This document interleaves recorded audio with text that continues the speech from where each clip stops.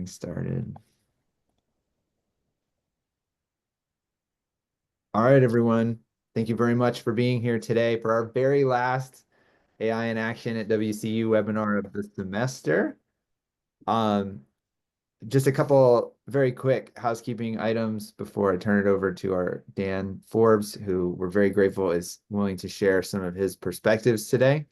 Um, the general gist of the next half hour, I will be less than 5 minutes for sure. Dan will then have about 15 minutes to share what he's been thinking about around AI assessment and academic integrity. And then for the last 10 minutes, we'll open it up for questions.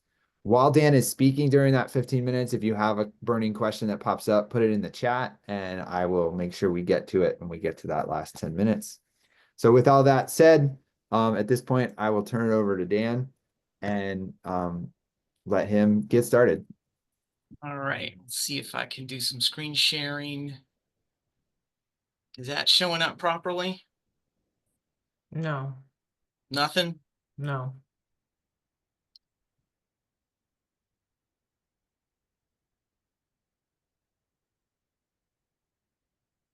Okay.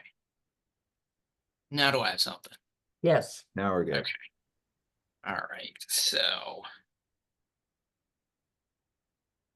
see if I can start slideshow. Okay. So just a little bit of background. I think most people here know me, but I'm Dr. Dan Forbes. I'm a faculty member in the philosophy department. Been at Westchester since 2007. And something that's helpful to know about me is that when I was at the University of Georgia, both while I was finishing up my doctorate and eventually serving as an adjunct instructor, I did spend some time teaching learning strategies courses for a number of years. So we were teaching things like how to annotate textbooks, how to take notes effectively, how to prepare for exams, and things like that. So a lot of active learning pedagogy. So that's a big piece of my background and informs a lot of my thinking about pedagogical topics, including generative AI. So I've got a lot here. There's more probably than I can really do, but I'm going to try to hit a really key thing that's bothering me about academic integrity with respect to generative AI. So, and the presentation's a bit text heavy, but I can certainly share it with folks, and that probably would make it more easy for people to be able to use it afterwards. So, first, some sort of housekeeping. Which kinds of AI are we talking about? Strictly speaking, there's a lot of AI we've had around for a very long time. If you think about it, calculators are a form of AI. There are also very specialized tools for using artificial intelligence. For example, there are folks using these tools to restore damaged films and audio recordings. There are folks in medical practice, like radiologists, who can use AI as part of their diagnostic work. These are not the sorts of things we're thinking about here.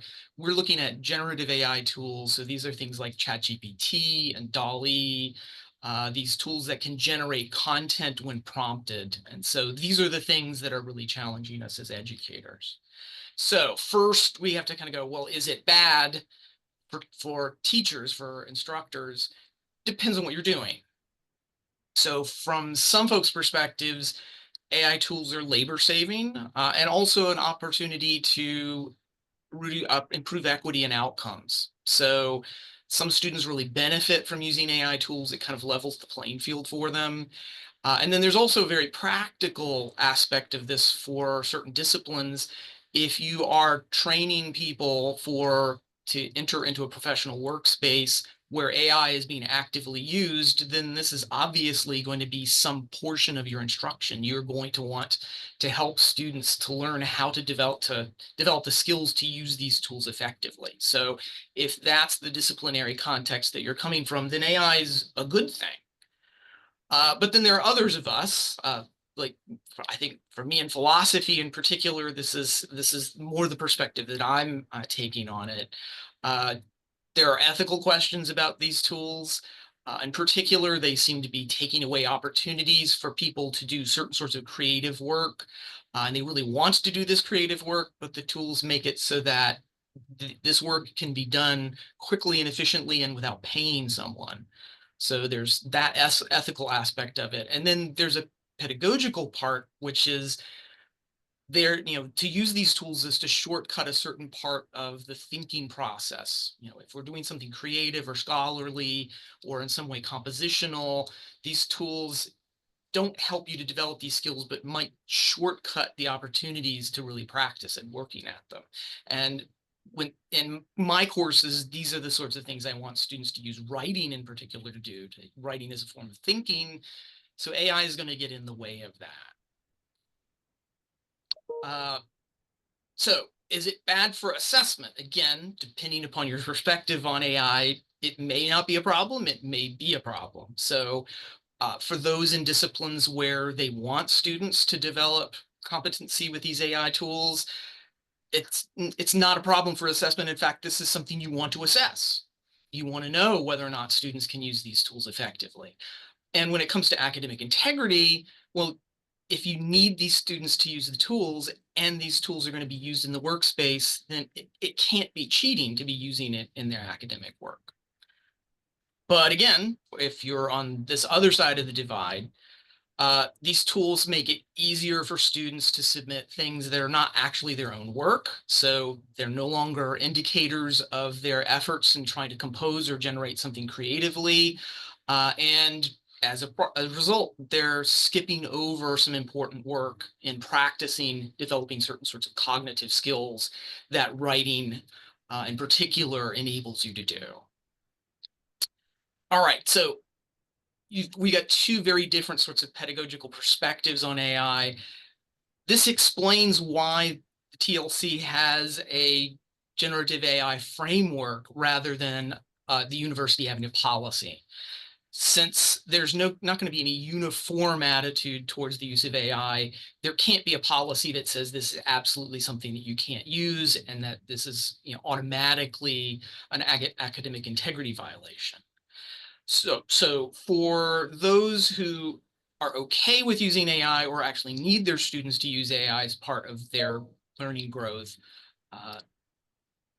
there's not a problem. But then for those of us who are really concerned in having students using writing and other cognitive skills, we need these sorts of practices, and the AI shortcuts that or sort of prevents them or tempts them not to engage in these processes.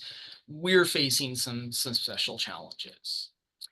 All right, so core to this talk is I wanted to talk some about my reflections about how this reflects concerns about academic integrity. Like, how does this fit into this? How should we think about AI and its relationship to academic integrity? So there are three aspects of academic integrity violation processes that I want to focus on.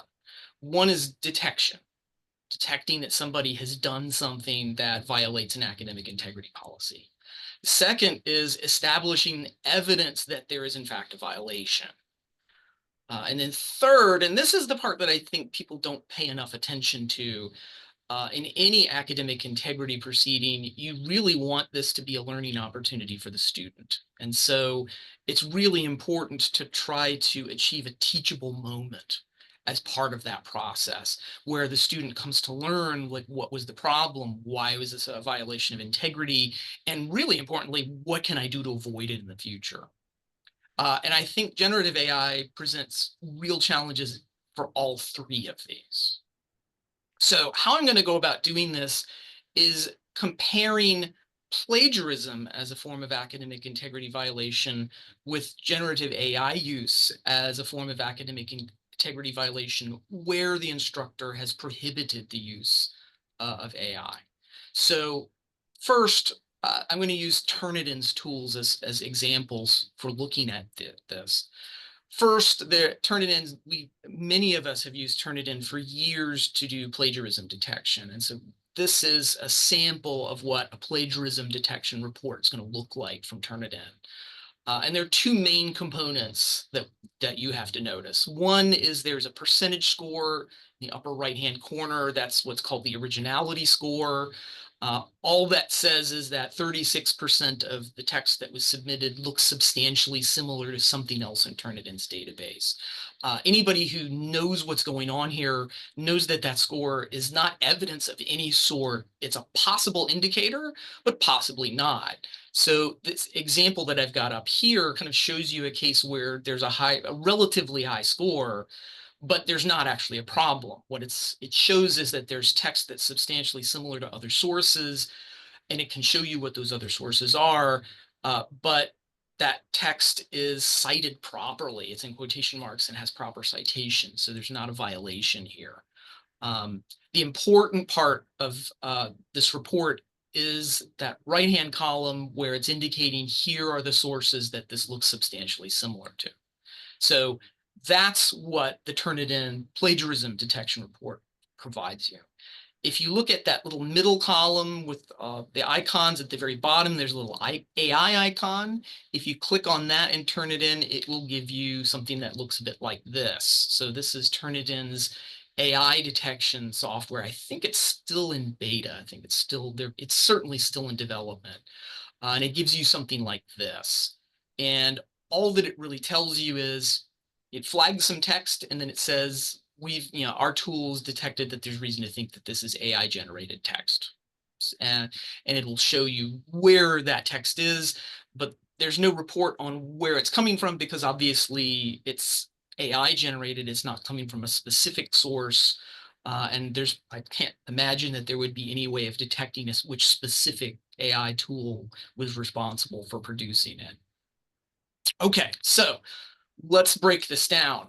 First, detection of academic integrity violations. Looking at plagiarism report and Turnitin, that's pretty reliable. It detects word-for-word plagiarism pretty reliably. It can detect where a word has been changed here or there, and that doesn't throw the detection system off. And of course, it shows you where that comes from. So pretty good detection source. All right, Turnitin AI detection, not reliable. Tom has done the most research on this, and maybe he can talk more about this in the Q&A. But kind of the quick version of this is that it's very easy to get a false positive with Turnitin AI detection.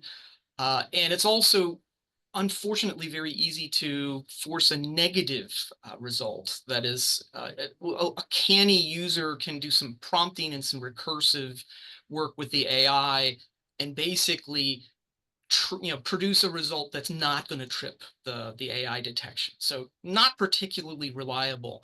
And for folks who are hoping, oh, well, maybe the technology is going to get better, there's really no prospect of that. Again, Tom knows more about the details of this, but I can kind of point out the general problems.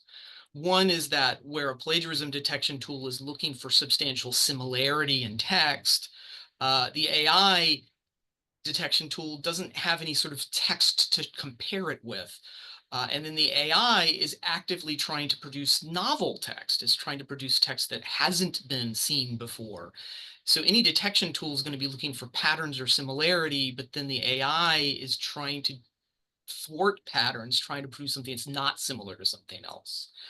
And then, so the detection tools automatically is going to have difficulty finding anything useful. And then the other part of it is that the AI production tools, generative AI tools are constantly being developed. So they're always improving in their quality. And so detecting what's happening is always going to be a moving target for any AI detection tool. All right, evidence for academic integrity violation. Turnitin, when it comes to the plagiarism report, can provide you very clear evidence. It can show you exactly what text is similar to other texts. It can show you where it comes from. Again, it's not the originality score. That's not telling you anything substantive. It's the flagged passages and the indications of where the text is similar. So you can use that as evidence of an academic integrity violation. And I'll point out kind of in passing, unintentional plagiarism actually a violation of the academic integrity policy. So you don't have to establish any motive on the part of the student in order to establish that there's a violation, though it certainly is going to have something to do with the teachable moment or what sort of sanction seems appropriate in that student's case. Meanwhile, the AI detection tool, there's nothing really practically helpful here for establishing evidence. And in fact, it is a matter of policy for the university that you may not use the Turnitin AI detection tool as evidence of an academic integrity violation. Again, the reason I think is pretty clear. The score, it's just a score. It's an indication that there might be something to look at, but it's not actually evidence that AI has been used. Again, false positives happen, especially with not necessarily especially, but one example is non-native speakers of English. Sometimes their way of expressing themselves will tend to trigger the AI detection tool. So you can easily get false positives. And worst, there's not really anything there in the report that gives you some sort of explanatory evidence for what it was that was flagged. Like it just says, this looks like AI according to our tool, but you can't look at it and go, oh, I see what the problem is. Where with the plagiarism tool, you can see what the problem is and actually use it to explain it to the student, but there's not really anything there for the AI detection tool. And again, remember, this is only going to get worse. It's not like this is going to get better. Okay, here's the part that I think is neglected, which is the teachable moment. So plagiarism tool, I have been able to use to achieve the teachable moment with students. I can show them the report and explain this is what it's showing. It's showing that this text is substantially similar to this other text. I can explain what the problem is. I can also explain you solve this by citing your sources. If it's not a problem to use sources, the problem is when you use them without giving credit to those sources and telling your reader where they can find them. If you can get through to the student on this point, then you can have that teachable moment so that this academic integrity process actually helps them to learn something meaningful. All right, AI report. Again, because there's not really any evidence there, there's nothing you can point to that can help the student to understand why there's a problem. You can't say, oh, this is definitely AI, because it may not be.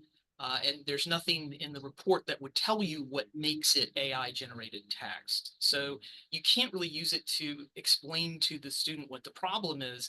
And then, of course, remember, using AI is not automatically going to be universally problematic.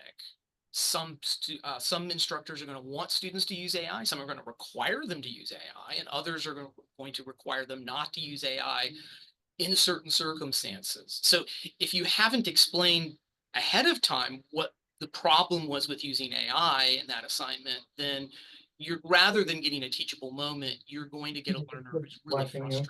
Oh. Okay, so some conclusions here. In terms of detection, tools might give you a reason to look closely at something. I do have colleagues who really want these tools so they at least have something to indicate whether or not they need to look at a piece of text more carefully and see if there might be a problem, but not particularly reliable. They're not usable as evidence for academic integrity violations, and there's not really anything that will really help you to achieve the teachable moment. Okay, so what do we do?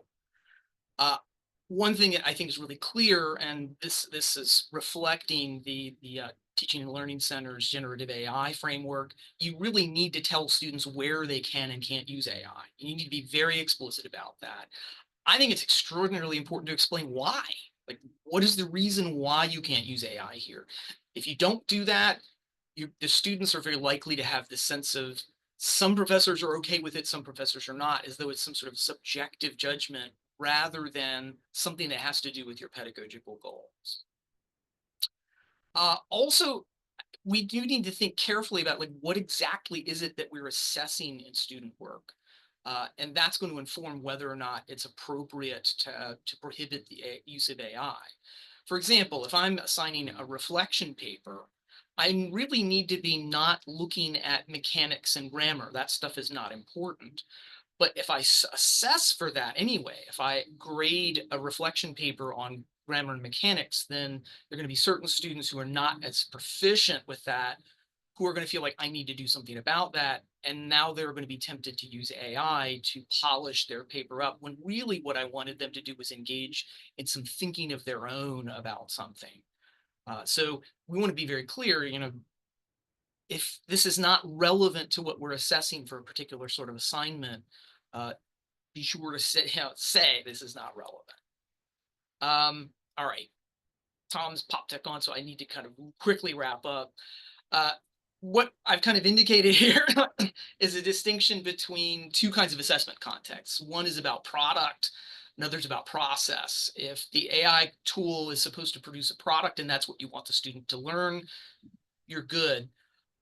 If it's about process, then AI detection tools may not be appropriate, and you may need to give some thought about what sorts of assessments can I make that are really emphasizing process. All right, I'm going to pop ahead to the very end here. And this is the thing that I'm really starting to work on here. All right, if we don't have really good ways of detecting AI use when it comes to issues of academic integrity, like what do we do? The thing I'm thinking about now is that we may have to think about the process of academic integrity very differently. And this is what I'm thinking.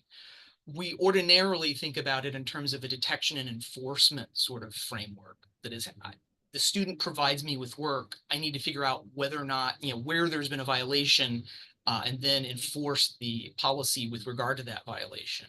But where we don't have good resources for detection, I think or even to provide evidence, we may have to shift our thinking away from, okay, how do I detect whether there's been a violation, and instead go, is this piece of work actually giving me information about what the student knows? And if not, then I need to do something to change that assignment, or I need to help the student to find a way of showing me the process that they've engaged in rather than the product. Okay, I will stop there. There's some sources that I have appealed to one way or another. All right, thank you, Dan. Who has questions?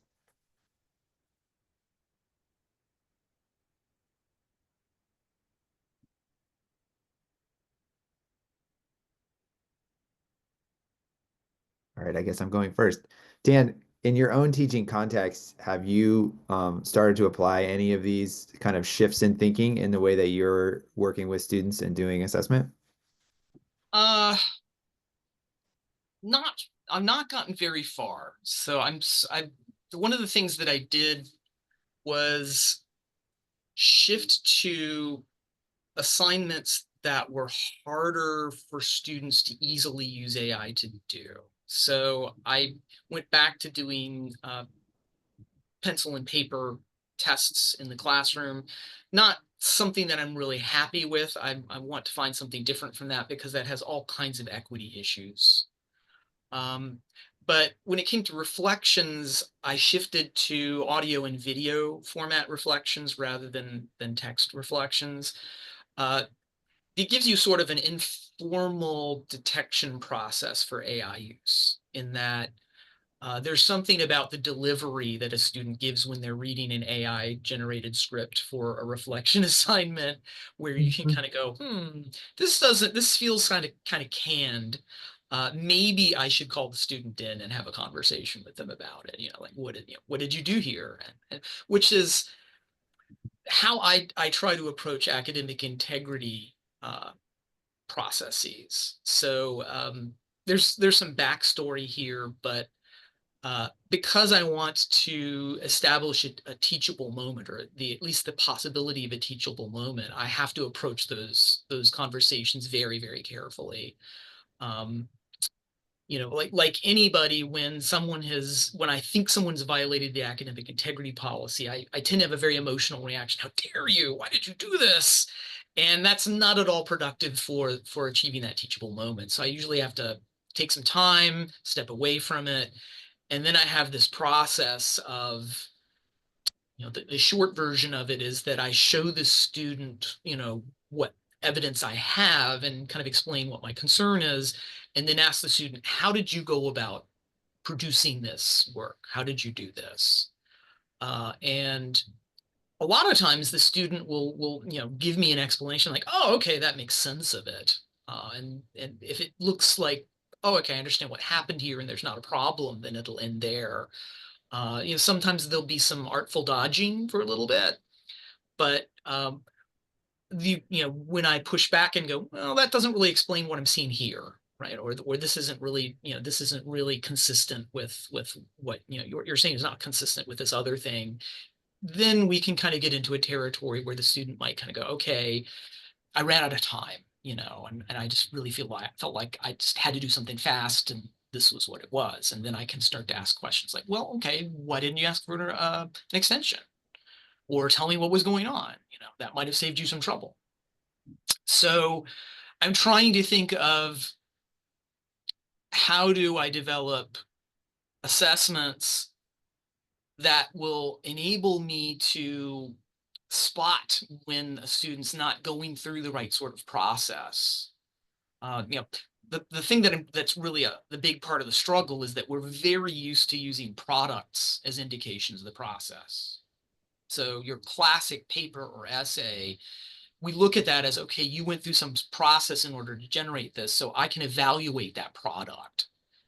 And where I'm shifting to now is thinking I need to actually see students engaged in the process in order, one, to see what they're doing, but two, it also kind of sidesteps a lot of the reasons for students using generative AI. Our product-oriented assessments tend to be very right answer, focused. We're looking for the right answer, but if you think about a lot of the things that we want students to be able to do in professional workspaces, they have to do not with having the right answer, but like, how do you get to the right answer? Or how do you assess whether or not you have the right answer? Or even more importantly, what do you do when you get stuck? When, I'm thinking of like, scientific context, for example, it's pretty normal if you're doing some sort of study that you might dead end somewhere. The data just doesn't show you what you were expecting to see. And then now what? That's not there's no, here's your right answer to this situation. You have to kind of, reconfigure what you're doing, rethink what you're doing. And that's a process. That's a process skill that our ordinary forms of assessment are not geared towards, detecting, and also not geared towards inviting the students to engage in. The students are used to thinking about, okay, I need the right answer and then I'm good. And if I'm not getting the right answer quickly enough or easily enough, then I'm not competent. And nothing could be further from the truth for any kind of professional work. So, the difficulty is that we're talking about far more intensive forms of assessment now, require a lot more hands-on, a lot more longitudinal, where you need to be able to look at, where did the students start? Where did they end up? And then what did they do in between? Mm-hmm. And we're not really set up, as an educational system to do that kind of work. Yeah, except maybe at the graduate level context. But for undergraduates, I think this is becoming more and more pressing. We have about 2 minutes. Anybody else have a question they want to raise? I just wanted to comment on your presentation, Dan.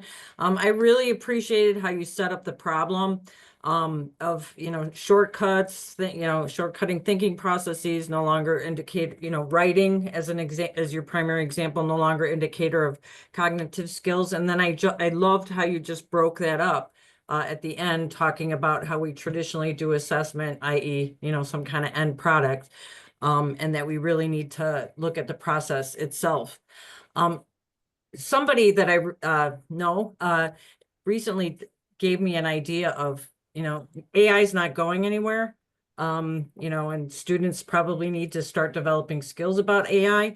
So maybe one idea would be to, have AI generate something at the beginning of the course and then at the end of the course, and then anyway, have the student, engage their cognitive thinking to, assess what is changed with how AI approaches a particular issue or something. So that's all I would like to comment. Loved your setting up the problem and pulling apart the process versus the product. Thank you. Yeah, I know I've encountered, assignment recommendations kind of informed by AI that are about, let's put up some AI generated output and let's see, how do we evaluate this? Like, how do we Mhm. source the information that was provided there? How do we back it up? Mhm. How can we identify what's wrong with it? Things like that.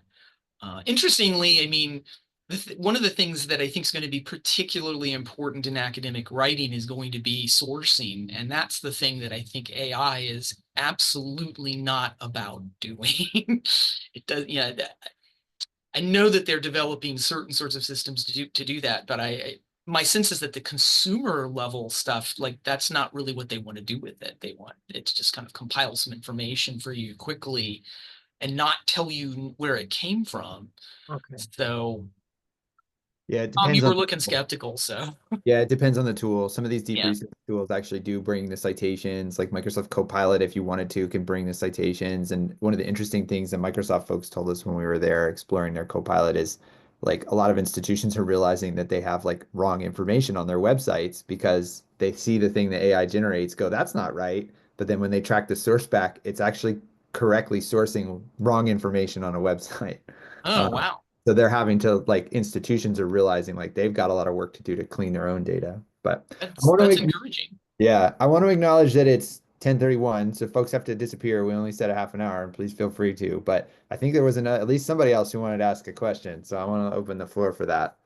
Hey, yeah. Hey, Dan. Thanks for presenting. Just like a quick thought about the end. I'm curious what you think.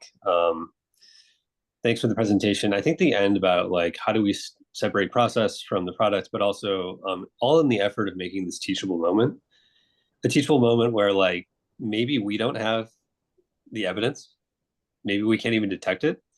But I think also importantly, like the students are becoming increasingly aware that they know that we don't do it that way, right? Yeah. And I think that there's something here where, you know, you call the student in, you're like going through it with them, you're like sort of investigating what was the process going into, say, a piece of writing. And I'm also imagining from the student perspective, like, they're like, all right, maybe they don't have the program that can tell whether it's AI, but now they're trying to find out, if I used it or if I cheated it or if I did something I wasn't supposed to do. And I think that like it's difficult because on the one hand, maybe turn it in can't do it, but I think that we can do it sometimes. Like we're sort of reliable indicators, and now we're just like kind of gathering other evidence.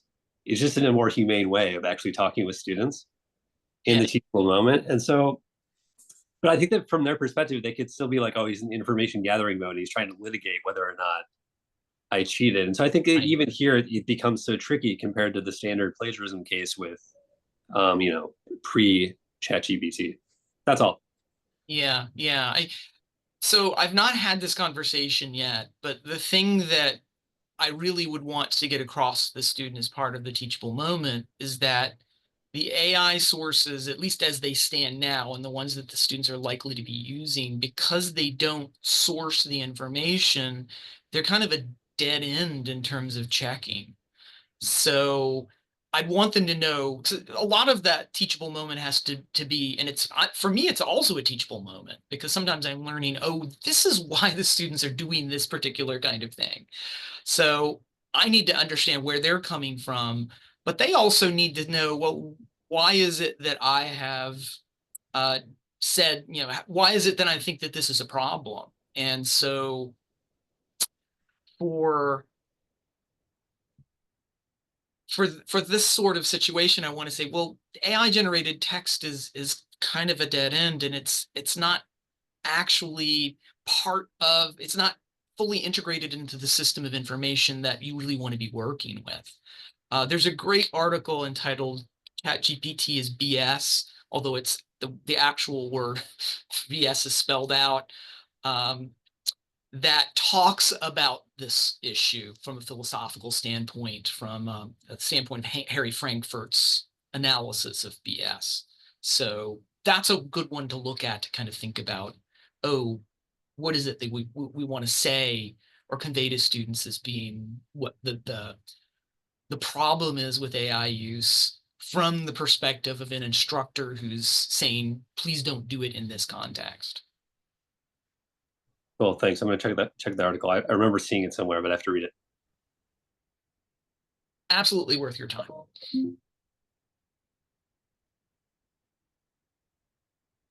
Okay, I have to go. Thank you. All right. I think that wraps things up. So thank you, Dan. I'm going to turn the recording off at this point.